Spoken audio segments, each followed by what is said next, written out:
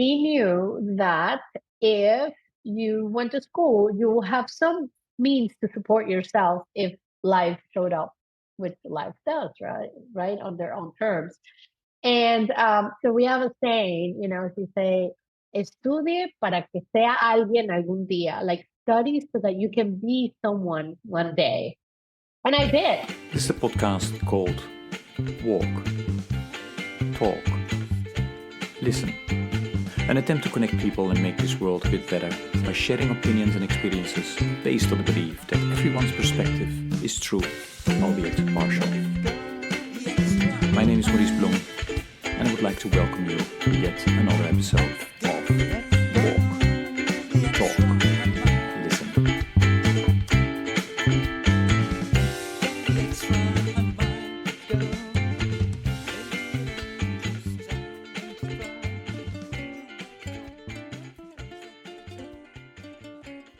Okay, good day, everybody. This is another episode of the podcast of Walk, Talk, Listen. And as always, I'm delighted with today's guest who will introduce herself. Alejandra, please go ahead.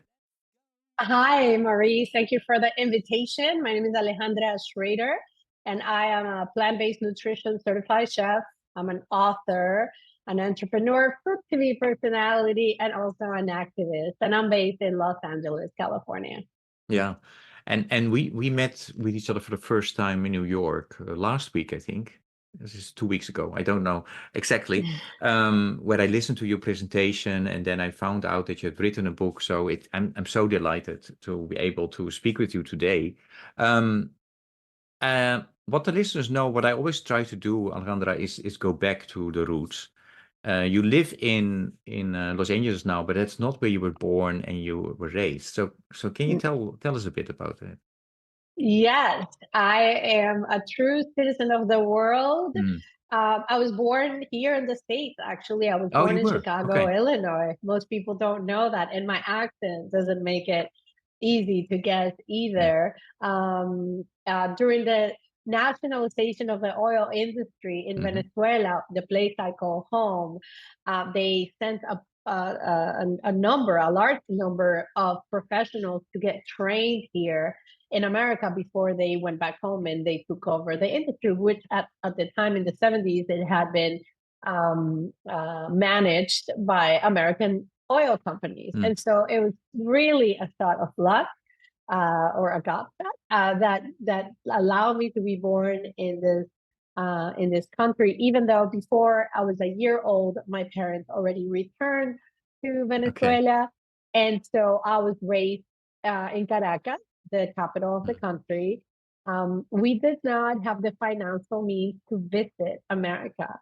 So, and for one parenthesis, I'll skip over. I didn't come back to my birthplace until I was in my 20s. And so Caracas was home. Spanish was the only language that I learned, Castilian, the Spanish, the only language that I spoke at home. And I made it as far as halfway through university. And so I lived in a well, we would like to say a middle low income household, but in retrospect, it was probably a little closer to low. My father left, and so my mother, who was a doctor in pharmaceutics, had to support 3 daughters, and so financial security and food security was not there all the time. However, because my mother was the first college educated person in her family, she knew that if you went to school, you will have some means to support yourself if life showed up, which life does, right? Yeah. On their own terms. And so we have a saying, if you say, estudie para que sea alguien algún día, like study so that you can be someone one day. And I did. I studied, she kept us in private schools. It was very hard, but she did. And so when I graduated from high school, I started studying architecture in our main public university, which is free, but also the best the Universidad Central de Venezuela, and I studied architecture there. And why did you choose architecture?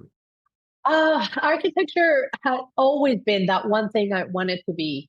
My father was an engineer, and both my older sisters were civil engineers. I had a household of civil engineers.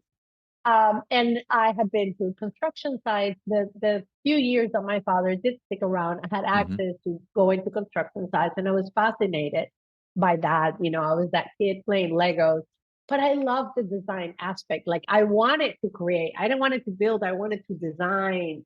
And they say, at least at home, that architecture is that one career where your right brain and your left side of the brain get activated. So that's why I had no doubt that that's what I wanted to be, and it was the only thing I ever wanted to study. Wow. And so when you were finished, what yeah, because I know where you end up, right? So I know that you're now a chef. So Oh God, I mean, the four career changes later. So yeah. actually what happened was in 1998, the political situation in Venezuela got very difficult, which made the economic situation very difficult. And being the third child, I had to see my mother struggle and work so hard. And architecture is a very expensive career in Venezuela, at least. Well, here too. But my mom had to pay for the materials, the balsa wood, for me to build the models. And eventually I just felt really guilty that I was putting that strain on her. And so halfway, I was in the 6th semester out of 10 in architecture school. And I was like, well, I am an American citizen by birth. And the embassy at the time had great outreach programs to citizens in Venezuela. And so I talked to someone and they said, well, if you come, you can get financial aid. And just that idea that I could use financial aid to pay for my education and not have to continue to get money from my mother was really enough of a motivation for me to say, like, you know what, I'm going to go try it out. Yeah, sure. So my mother sold her 1978 LTD Londo Ford, a very old car, for $500. And so she paid for a one-way ticket for me to fly to Miami, and she gave me $250 gas. And that's how I moved back to the States. Oh. Oh.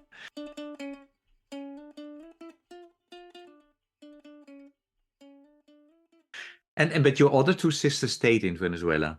They So you stayed were in the only Venezuela. one that went. Yes, they were both college graduated. My oldest sister had a very successful career in the oil and the national oil company, PDVSA.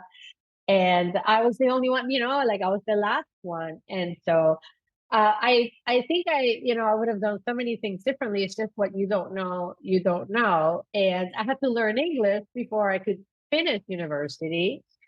So I started going to ESL, and I had to, in order to have a very well foundation of English, in order for you to go to college, as you can imagine, it wasn't just like conversational English, and I knew nothing. When they did the placement test, I placed at 0. So I had to do like 3 years of ESL before I was able to transfer to a 4-year college. And even then, I didn't get transfer all the credits because the systems of construction in both countries are so different. I had never seen a wood beam in my life. We build reinforced concrete. So I had to sort of like get set back a little bit. And then I finished. I went to a very good school. It's called the Southern California Institute of Architecture, SCIAR. And it's one of the top 10 architecture schools in the world. And very proud that I went there. And what did you do in those 3 years that you were working on your English? Oh my goodness. So I worked, my first job was at a supermarket, graveyard shift, because I couldn't really understand the money system. It couldn't make sense to me that the dime was smaller than the nickel and things like that, right? And you're in customer service, but you don't speak the language. I mostly just focus on my on the schooling, Okay. I knew that was an intricate part of me making the transition now into living in America. And so I took 18 credits, sometimes more per semester. And then, I worked to provide and produce for myself. But it was a great journey. And also, I also tried to understand the lot, like how people live here, and try to, like it's a whole shift in Yeah. perspective when you come to a new country. And so it was great in ESL because I could befriend people that were not English speakers, but that were from other countries. And so my first like little entourage was someone from Israel, someone from France, and someone from Japan. And we had to speak English to each other Yeah. precisely because we didn't know a common language. That's a great story. So then, you're done with your study. I Then what finished happened? architecture Yeah. school. At the time that I finished architecture school, a man that is pivotal in my life. He was a mentor. He was my boss. I was an intern in his company, and this is probably the closest thing I will ever know to having a father. He became, he was a boss. I became a mentor, an academic mentor. And when I graduate from SciArc, again, one of the best. And by the way, I was the valedictorian of my graduating Oh, class. yeah. And so it just, it was so important because for Venezuelans, like academic means so much, and he said, the economy is really bad right now. And now that you're graduating, normally you'll go out into, the corporate world, but the economy is really bad right now. So what I suggest is that you stay in school, you go get a master's degree, to wait until the economy, comes back. And also you'll have this degree. I never in my life thought I would get a master's degree. And this man empowered me. He made me feel that it was a possibility for me against all odds. And so I applied for the University of Michigan, go blue, and I got in. And so I went to do a master's in urban and regional planning with focus in sustainability. Wow. Yeah. Okay. So now I slowly understand why you wrote a book as you did. Right, Um, right, right. so It wasn't a straight line, no. right? And Yeah. and I Yeah. think that the way that I can bridge that gap and without having to tell all the stories is, life showed up. The economic took turns up and down. hmm When I got out of grad school, it wasn't great either, but I was able to enter the work field. And I was very grateful to work for private companies where I learned a lot, where I was able to go up that ladder, where I had new mentors that took hmm me under their wing, and I learned so much. And I was building 10,000 acres um, communities full of single use and multifamily use. But then it took another turn. And so as I lost my job, as everyone was losing a job in the hmm real estate development land planning field in 2009, I participated in a cooking show called Master Chef with Gordon Ramsay. And that's really what allowed me to serve me as a trampoline to then jump into the hmm culinary world, because this guy had said that I could cook and everyone believed him. Okay. And could you cook at that time, or you learned while doing? Oh no, I mean, I'm sorry, at least Yeah. in my generation, right? Like I Yeah. don't want to you as a the girl in a house of women, because I had hmm all hmm sisters, all aunties, at any given time there were 9 women in my house, Yeah. and our dog was a girl too. You always learn how to cook. You're always in the kitchen. I learned how to cook from my grandma and then also my mother, but with my grandma, like sorting beans to soak them overnight, or shredding the meats, or cutting the vegetables, peeling the tubers. hmm And so I had a passion for food since a very young age. hmm In grad school, I was known as Mama V because I always showed up to our study groups with a casserole, with a tray of cookies. Like I've always used food as a way to connect with others, and so it was really a lucky, they say a life curve that somehow I was able to use it to make something off of it.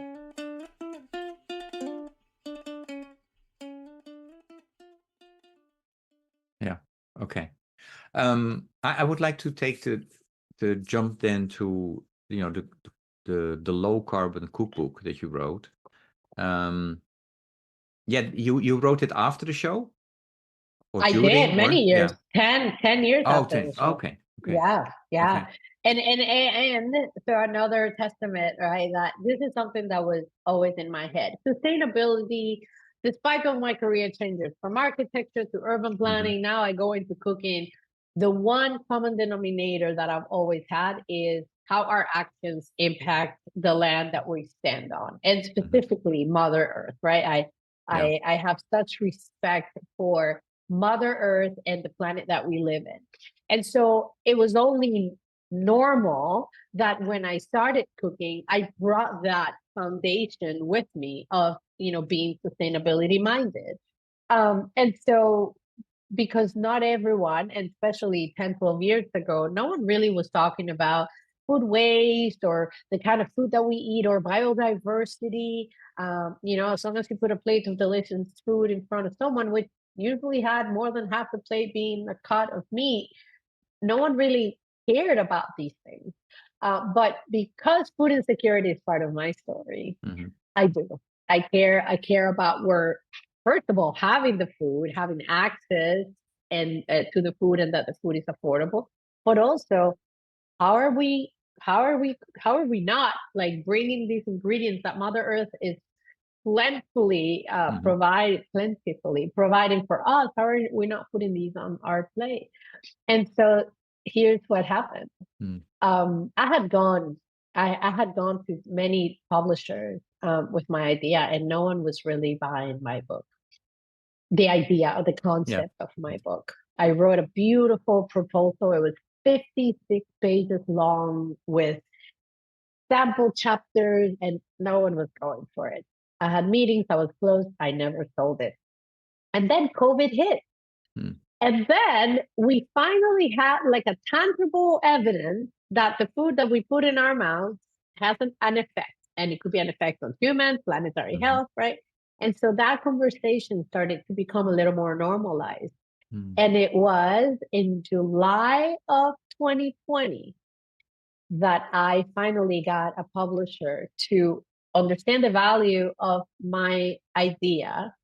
And it was, DK Books, part of the Penguin Random House, and they signed me for my first book right in the middle of the pandemic. Now, I must share with you that I found out that I was being signed to write my first book ever at the same time that I just found out that weekend that I was pregnant with my first child. Wow. So I grew and birthed two babies simultaneously. That's a great story. Yeah.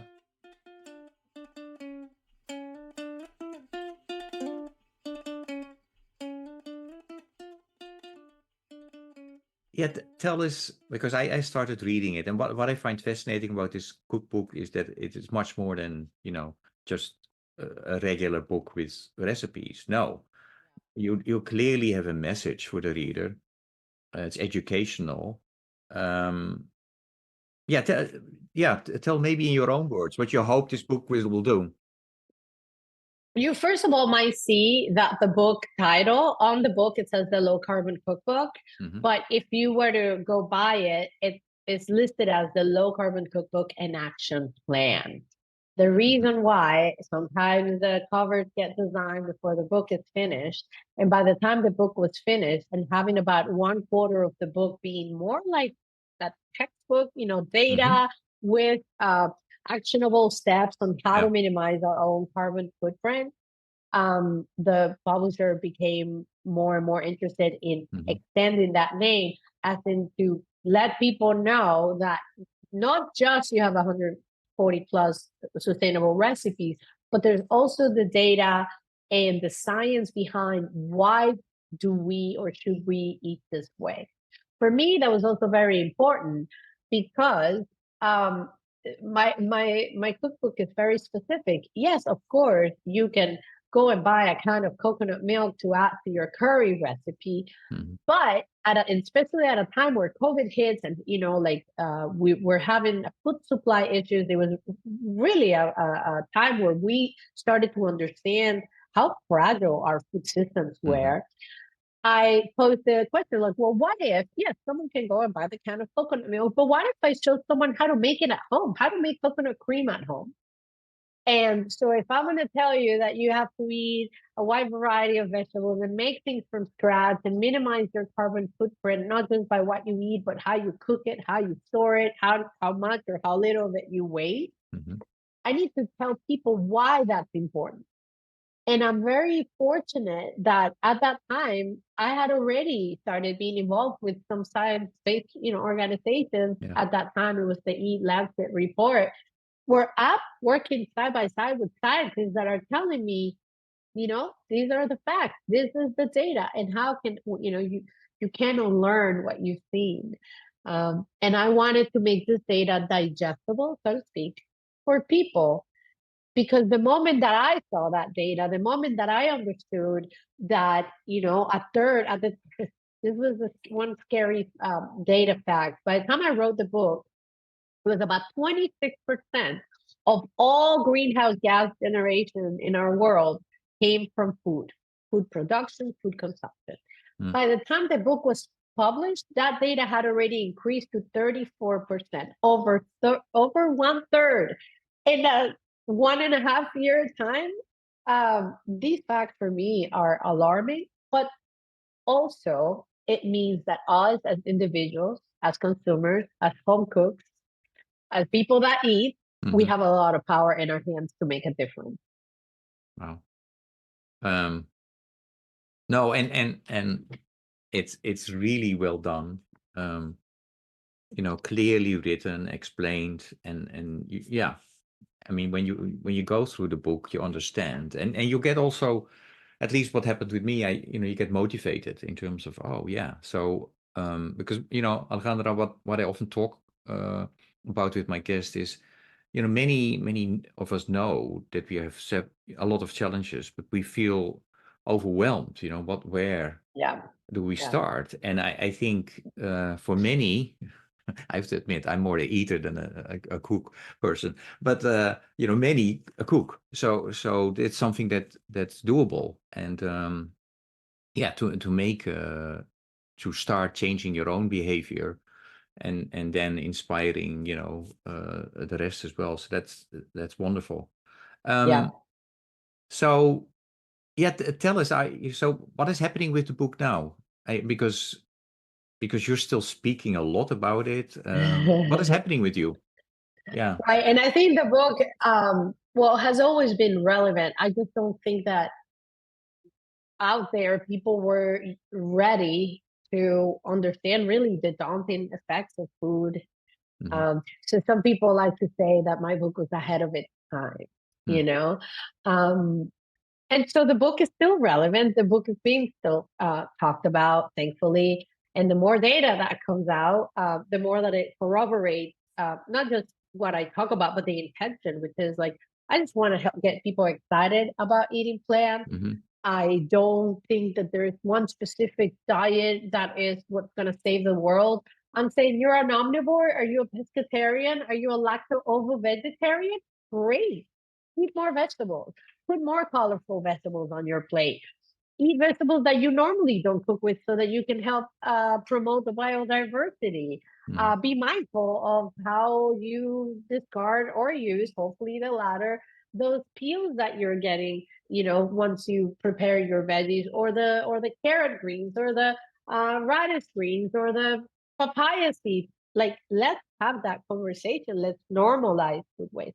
So I think I want to have a table that is very inclusive, and where everyone feels invited to partake, and also to take action and responsibility for it.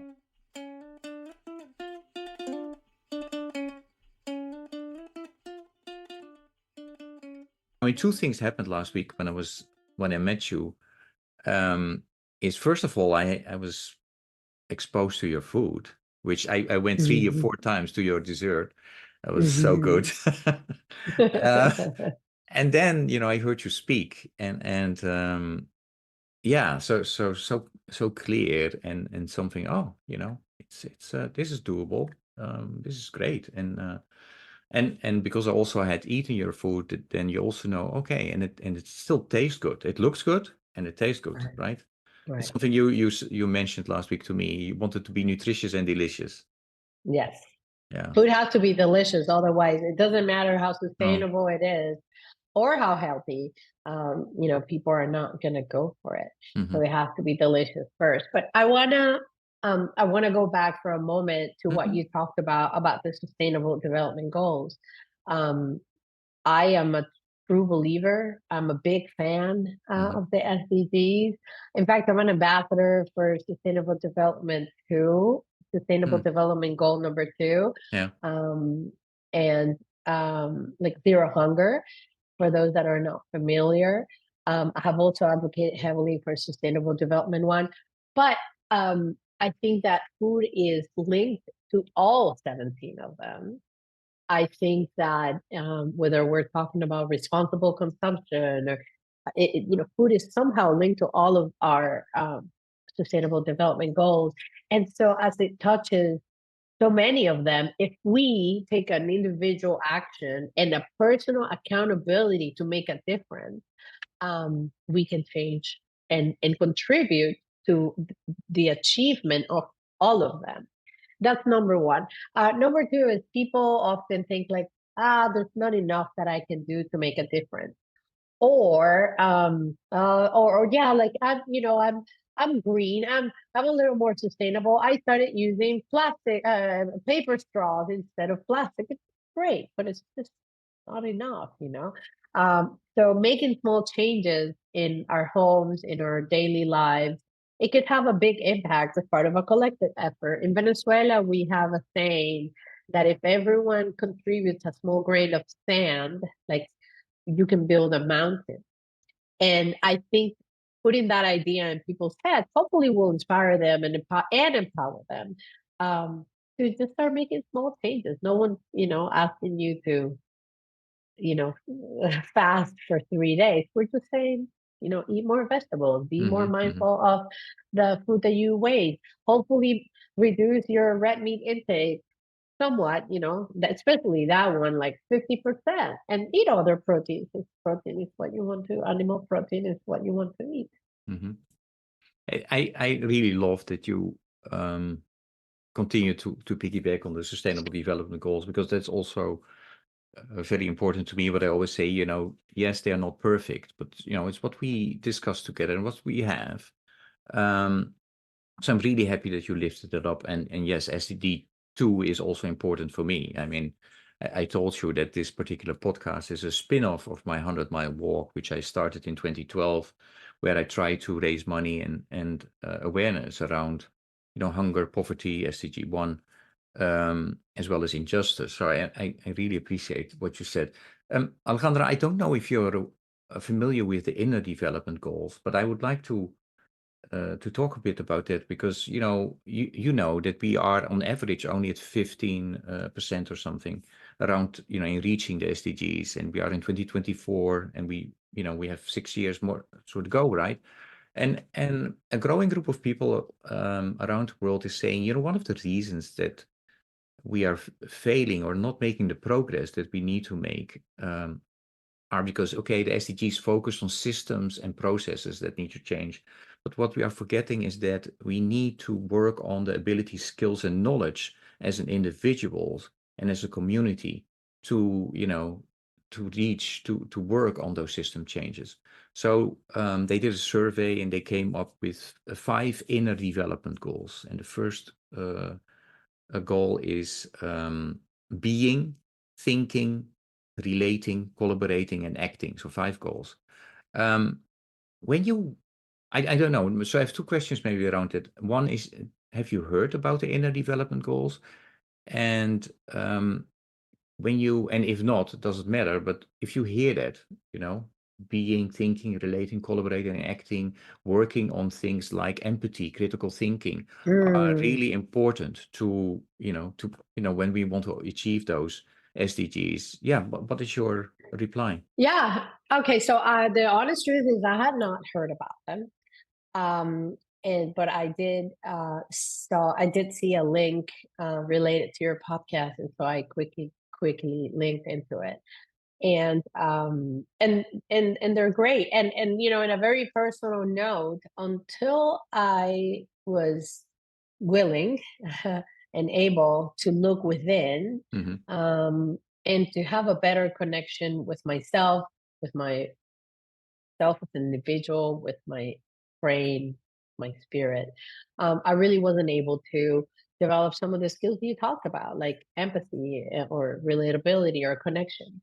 Um, it took me a long time to get here and to understand that what I thought were isolated aspects of my life, of my academic education, of my professional journey, of my personal growth journey, including being a mother. And now I remember about 10 years ago, a good friend of mine said, I know that you don't think that these things are related, but now, this is a time when I was losing like a third career, right? And now I have to build something again with way too many student loans to make me see what it was for.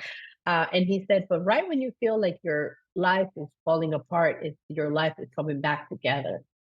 And so this is to say that understanding the concept of being and thinking and relating and collaborating and ultimately connecting to take an action towards something greater than ourselves has been the key of my adult life, even when I wasn't aware that that's what was happening. And I can even link that because me 10 years ago me would be like, that's a bunch of blah blah blah. I can still wait. So I studied architecture, which is not related to food, but I was already thinking about sustainability. Also, architecture helped me to understand the concepts of, mapping out goals to come together as something tangible. Like form follows function. It's a very popular concept in architecture school, and I was able to learn diagrams. And then I go into planning, and I bring the sustainability element, and I'm like, oh yeah, so how we build, how we cover the cap of Mother Earth, whether we let water, storm water drain and percolate through this or not, then we affect the under, bed and irrigation systems. And by the way, they also affect people and communities and historic preservation and facades and the meaning that it has for people and culture and the way that we relate each other. And I have to plug in Jane Jacobs, who wasn't a planner, but she talked about like the beauty of the street theater and how people intersect with each other on the streets and how meaningful it is. And then I go into food and I'm like, oh wait, and this is also related to the way we grow our food and how whether we fertilize or not has a huge impact on the plants that grow and the food that we eat, and it gets us healthy or not. And by the way, that also affects the environment and climate change and global warming, and so it is all related. And I'm just grateful that I had the willingness and the open mind to see it, so that then now it's like it actually becomes very clear, and it gives me such a sense of purpose, because on one end I understand that these are all moving parts, but they're all linked by one core, and that unless we are able to collaborate and work together, we're doomed. And there's no planet B. So we just have to collaborate. That's why I love the SDGs, even their logo. Like it's just very, it makes it clear for me. And I hope that wasn't too much. I was just trying to say how, like, maybe for your story that could look completely different, but if you're able to see the connections, maybe it will make sense as a whole.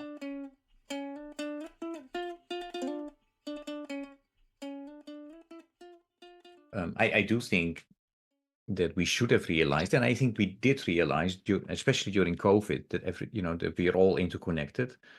And unfortunately, especially people in the West who then, those who had were able to get access to vaccines, thought only about themselves. So but for 2 weeks, when there was no solution, then everybody was like, oh, we're in the same boat. It turned out to be, I don't think we were in the same boat. We were in the same storm. We had different boats, Right. right? Right. So thank you for that. And my listeners know I am very passionate about SDGs as well, and especially SDG 2. And that's not only for countries outside of the US, but also within the US. And yesterday my organization was part of a launch of, and it's really cool, different NGOs of different faith backgrounds, Muslims, Jews, Christian, secular, where they work together on helping to lift up the national strategy on health and nutrition, on hunger, nutrition, and health, through this coalition. And for me, it was such a light, because there is so much polarization at the moment. There are so many problems, right? But at least here, different organizations with different backgrounds, came together with one voice. And so that's what I also appreciate of all the work that you do okay, maybe you don't have to agree always, but there are things that we should be doing together, and especially for future generations. I mean, yesterday we mentioned that in the US, which is unbelievable, one in 5 children are food insecure, right? That's unacceptable for a country like this, I think.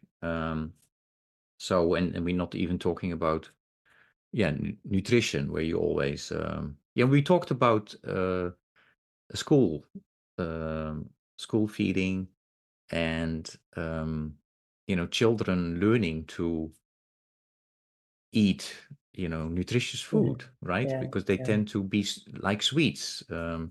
It's also what we market in supermarkets, right? So always on the Yeah. height of the Yeah. children, we put the sweets.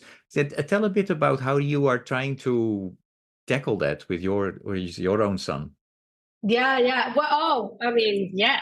And with my own son to like another degree, I just wanted to share a little like story or journey, because even before I became a mother, Mm-hmm. a couple of years before COVID, I felt the need to, again, having been food insecure, having that be a cause of Mm-hmm. lifelong health issues. um, I felt the need to give back to Mm-hmm. the community and to try to like address this issue before it got started. And you talked about the stats about food insecurity.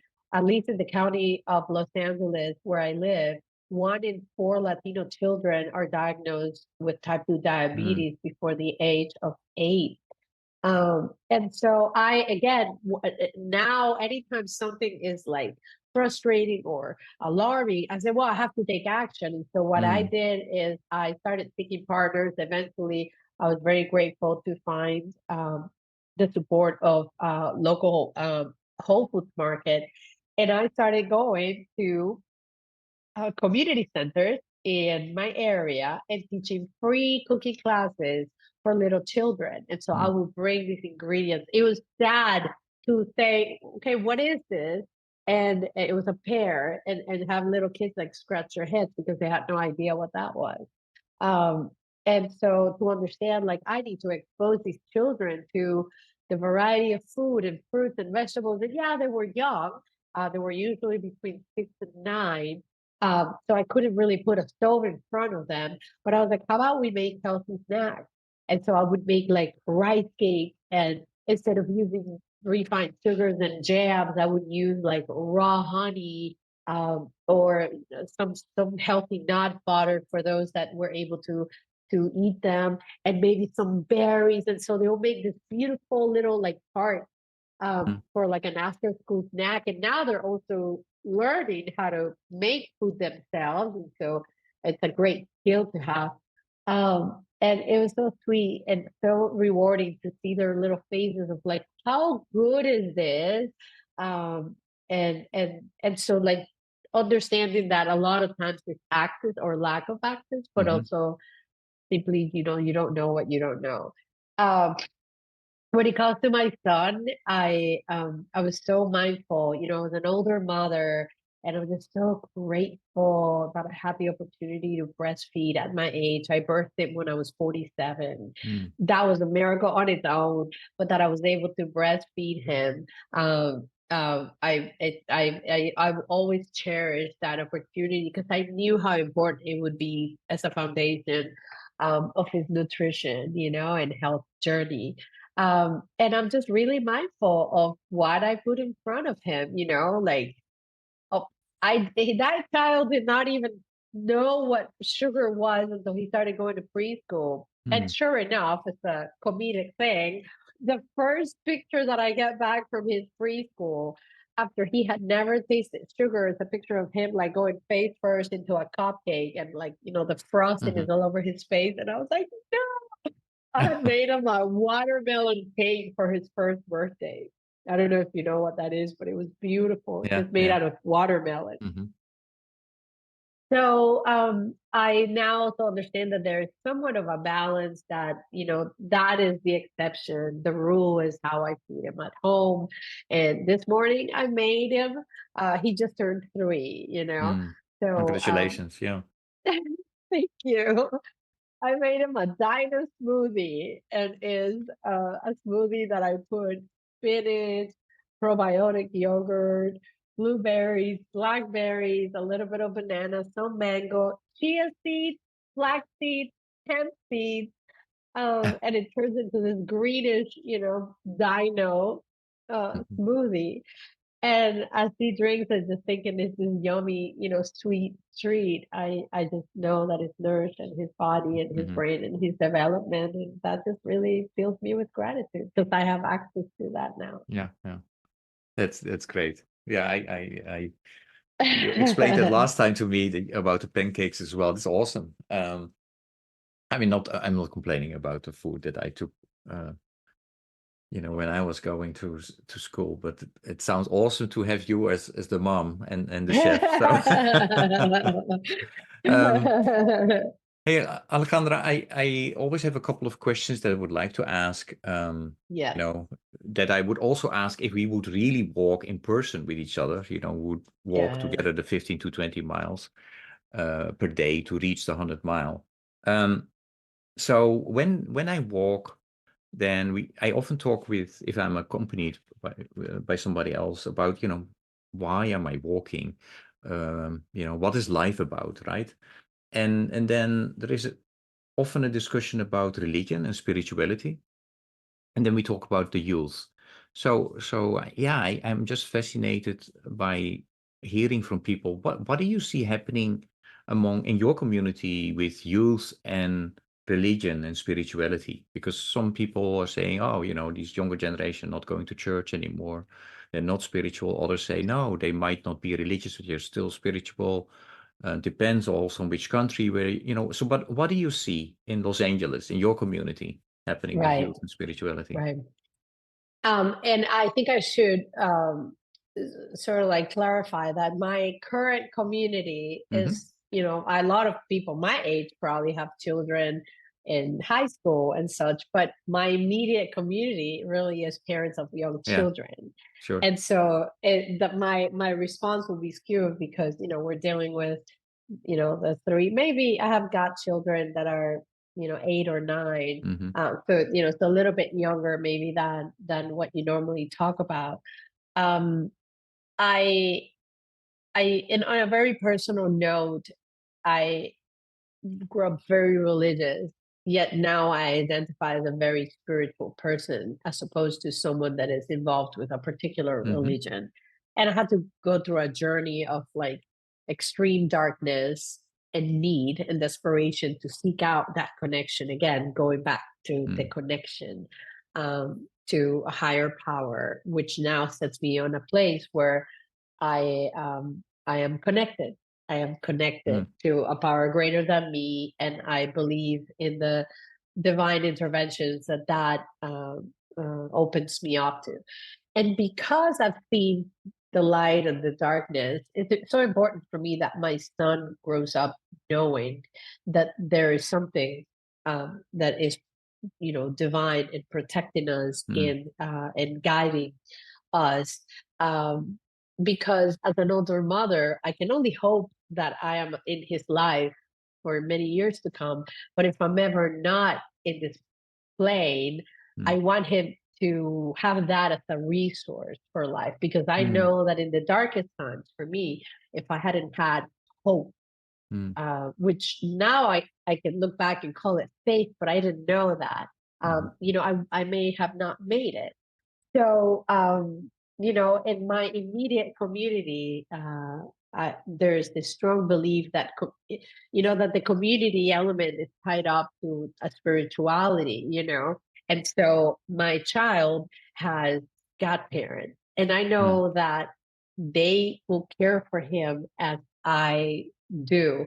I have got children that I am so involved in their lives, and I see that this allows them to tap into our culture, our cultural traditions, our community, but also to that to that to that tool for life that that gives you a sense of certainty, a sense of belonging, and a sense of feeling protection from the divine. Great.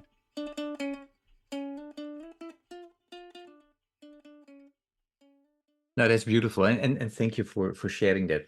You have used the word, connection, connecting many times. I also, well, I'm connecting you with my listeners. I would like to connect you with my previous guest. So I have a question for you from the previous guest, and that question is,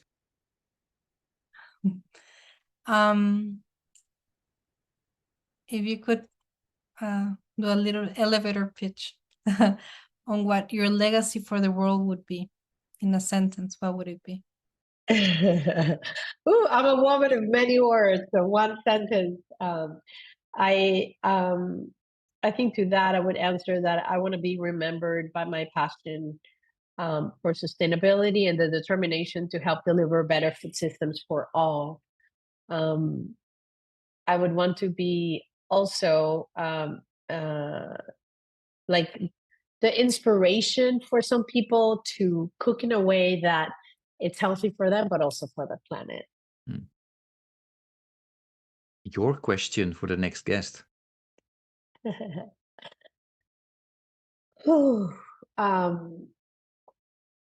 What drives your passion? Okay. What drives your passion? Music is very important to me. So I always have a question about music as well.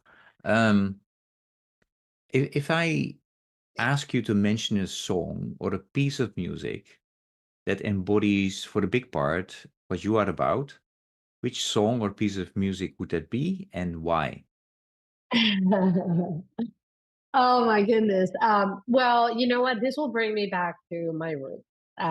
There's a song called Mi Querencia, and it's by a very popular singer in Venezuela, Simon Diaz, who is no longer with us. And it talks about, first of all, it talks about like the humble things that we can love and that can define us. Also, the humble things that we adore that makes us want to come back home. And I have two homes. Venezuela will forever be ingrained in me. I say, you can get a girl out of Venezuela, but you can get Venezuela out of the girl. 20 something years later, I still find myself like living true to the values and the principles and the cultural traditions that I grew up with. And it's so hard to not necessarily always miss, because home is truly where the heart is. I have a husband that I love and adore, and a child that now makes it really home. But I will always have this place that I grew up in, where I can remember the smell of the araguaney trees, and and the smell when you drive into the coast, and like, these smells and visions, from mi querencia. It's really illustrative of Mm. that. I think you're the third chef that is part of the show. I've never asked this question though, but when I was listening to you, I was thinking, okay, I should ask this question. If I ask you to name one dish that best embodies what you are about, which dish would that be? Would that be, and why? Oh my gosh, there's absolutely no doubt. El pabellón criollo is the national dish of Venezuela. Mhm. And the dish on itself, it tells a story. And pabellón criollo, it translates literal to Creole pavilion, and it doesn't mean much in English, right? But it's really a representation of the journey that our country had, because it has ingredients that were brought during the colonization, that were influenced by the slaves that came. I am an Afro Latina, so I'm true to both the indigenous and the African journey, of our becoming our own country. It has the rice, and it has the plantain, and it has black beans, and it has an arepa, which is like our national bread, which is made out of corn. And ultimately, it has a shredded beef that, even as a non-meat eater, as you probably tasted at the event at the New York Botanical Gardens, now I can make with a food waste ingredient, which is plantain peel. Oh yes, that was so. No, that was absolutely great. Okay, wow. Yes, it's really a pity that we don't do these, podcast recordings, in person, Yeah. so I can ask you, oh, could we make this maybe? That's great. Thank you for sharing that. Yeah, these conversations always go fast. I still would like to ask you, do you have any message or invitation or question for the listeners? Yes, I think that for me, it's always really important to remind individuals in general that our actions matter, that our actions have a consequence, and it's up to us whether that consequence is positive or negative, that there is no planet B, and that we all have to work together to regenerate our planet, to improve our food systems, to become catalysts for change, um, and spur equality, whether it's for nutrition, health. I think they're so important, and so that if we use our platforms, our communities, our churches, our social media, like to ignite that and propagate that message, I think it could be so powerful. So I just think that taking that accountability and that personal responsibility to ignite change, we no longer can afford to look the other way and think selfishly like, well, I have food in my fridge, I have a shelter to live under, because it all of that can be very fragile and very temporary. And I think that it's time that we also help others that don't have the voice, or don't have the plate of food, or that don't have the means, and I think it would just lead to a life that is much more fulfilling, uh, full of connection. And no, I can attest to that. I mean, you really walk the talk in that. It's not only talk; it's definitely walking as well. Any plans for a follow-up book, the next book? Yeah, I'm actually working on my second book right now. It's still in the same realm of sustainable food.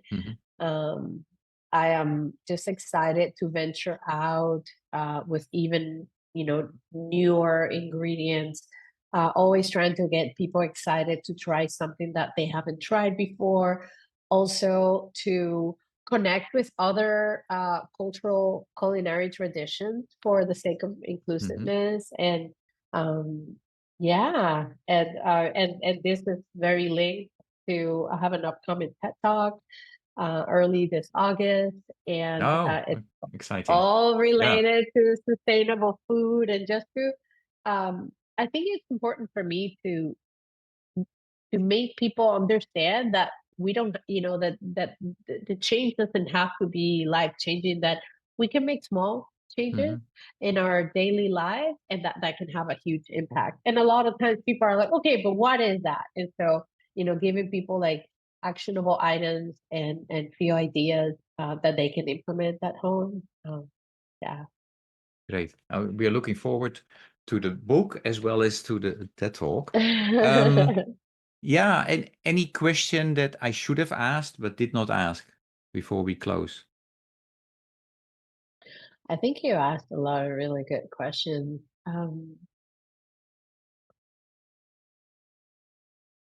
Let me see. Oh, okay. So I think one thing that we didn't touch on was that in this connectivity of planet, food, health, environment, we didn't really touch on the importance of a environment that lives within us, which is our gut.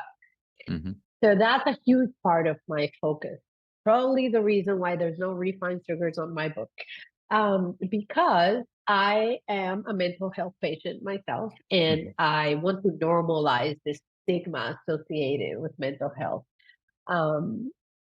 Because as it is true that I had to connect to something greater than me for help, I also had to eat in a way that supported my mental health, and that is taking care of our gut.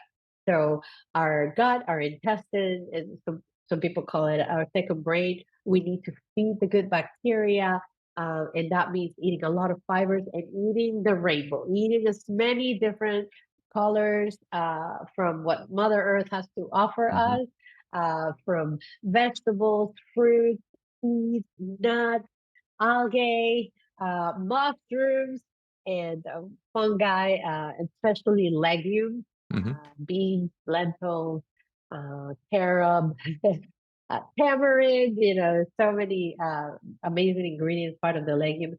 And all of that brings fibers, probiotics, prebiotics, and phytochemicals with anti-inflammatory and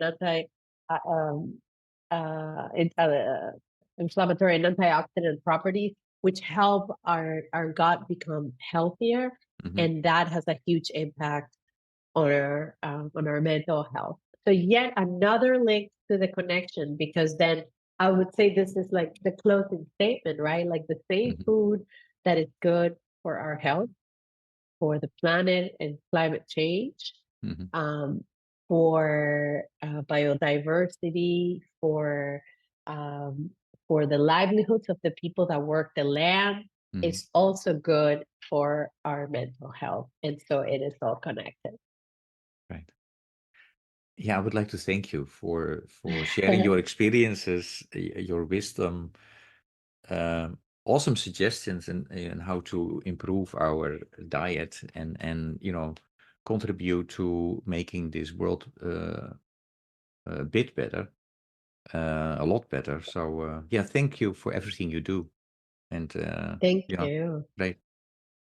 I appreciate the opportunity to chat with you, and I'm just really excited also, like, to see what the next guest has to say and bring to the table. Yeah, me too. Me too. Thanks, Alejandra. Thank you.